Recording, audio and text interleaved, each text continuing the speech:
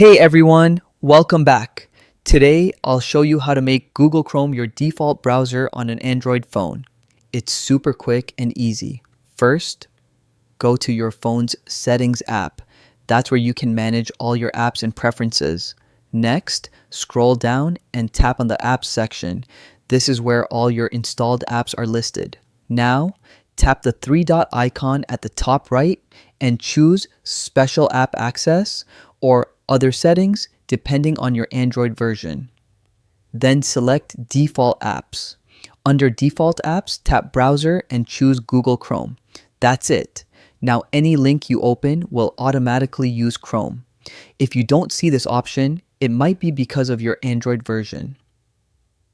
In that case, go back to Settings, use the search bar at the top and type Default App. Then select your browser from the search results to set Chrome as default. So, just to recap, open Settings, go to Apps, access Default Apps, and pick Google Chrome. Quick, simple, and you're done. And that's it for setting Google Chrome as your default browser on Android. If this video helped, hit the like button, subscribe for more quick tutorials, and check out our next video. Thanks for watching.